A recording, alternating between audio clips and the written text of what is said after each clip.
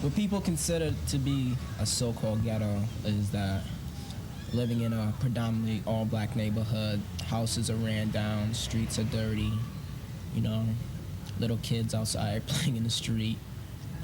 You see people from house to house.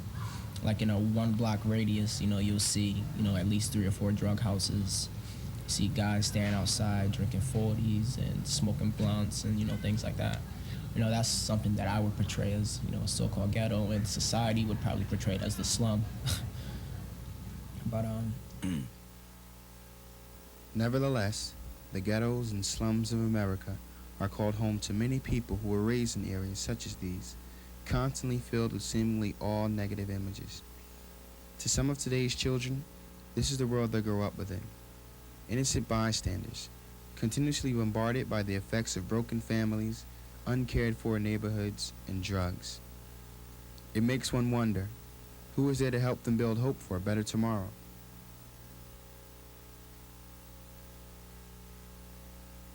Some kids in school, they carry knives and guns, just in case somebody like try to hit them, they take out the gun and just shoot them.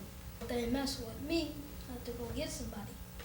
Well, That's why, like on TV, Now tell me big this. kids get guns to keep them alive. more or less, what the community needs is a lot of people who are willing to go out and help others. And, you know, that's something that I want to do. The community also needs, you know, a lot of willing people to do things, you know, to get things started. You know, the community could use a lot more places where youth can go, you know, to get away from pressures of the streets and stuff like that.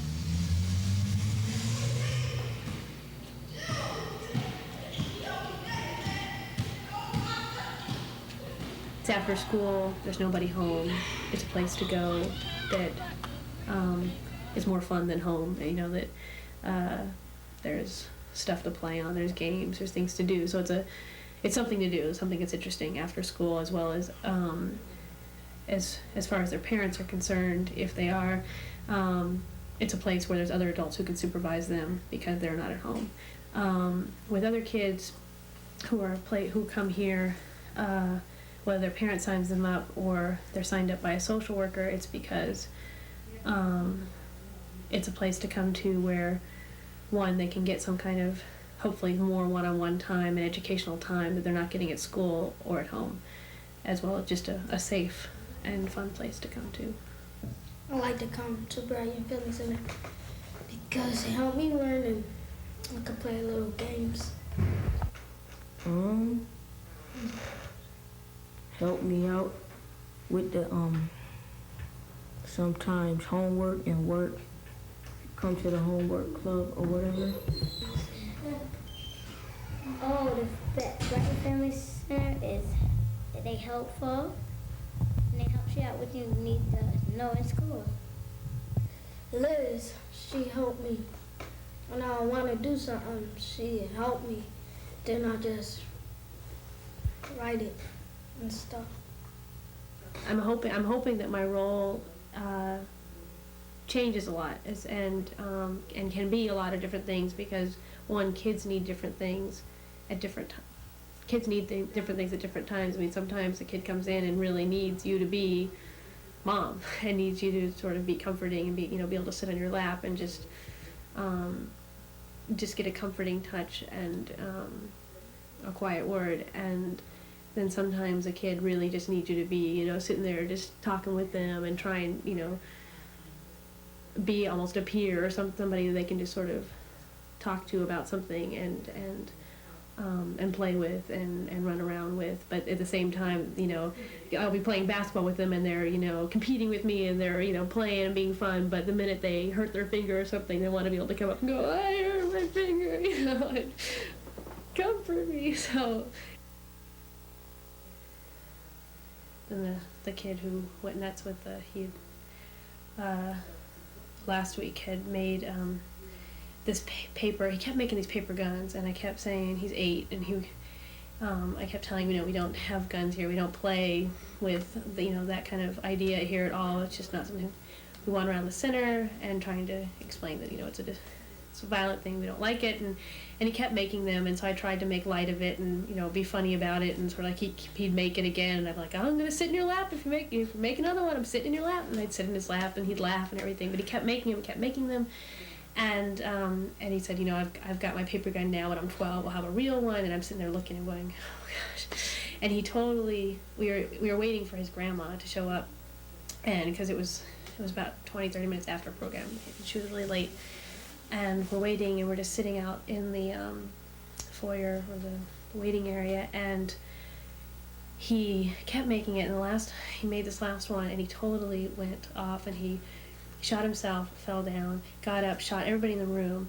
came over and put it to my temple here, in my glasses, in the side of my head, and all I could do was just sit there, because I could see this kid, you know, a couple of years from now with the real gun in his hand, and it just terrified me, because this kid, like all the kids, is just, you know, a great kid, and and he started to go down the hall, and so I just took him, I dragged him down the hall, and I sat down with him. By that point I was really upset, and I was, you know, about to cry, which I think more scared him than anything else was the fact that I was crying, and I'm like, you just killed everybody in the room.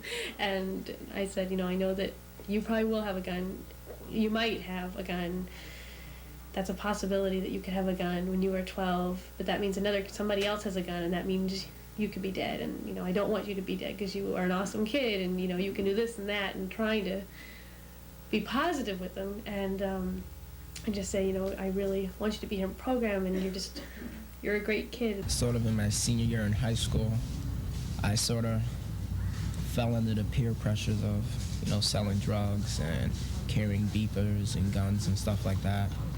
And, you know, I did that, you know, during my high school year, my senior year in high school. And then after a while, I just, you know, really noticed that it wasn't me. It wasn't something that, you know, that was a future for me. And I know that as long as I stayed down in that neighborhood, sold drugs, carried guns and stuff like that, that one day I'll end up dead, you know? And I feel as though living down there was just keeping me from being somebody, you know, and I really want to become something, because I grew up with only one parent in the household, never knew who my father was, and I want to become somebody. I want to do something with myself.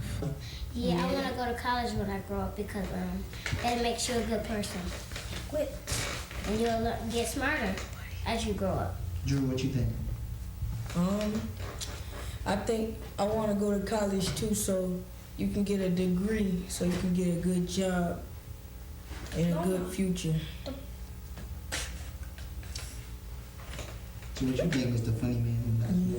Wait, a diploma, not a degree. Get a degree too. It's a degree. A degree is a good thing that you need to get a job. There's always a way out. And there are a lot of people in this community that will, you know, that are willing to help you. It's just that you got to take the initiative to go see them, to find these people, and to do things. You know, there's so many options that are in the city of Syracuse that people can take if they want to make their lives better. But, you know, a lot of people don't foresee those things, and they just let it go.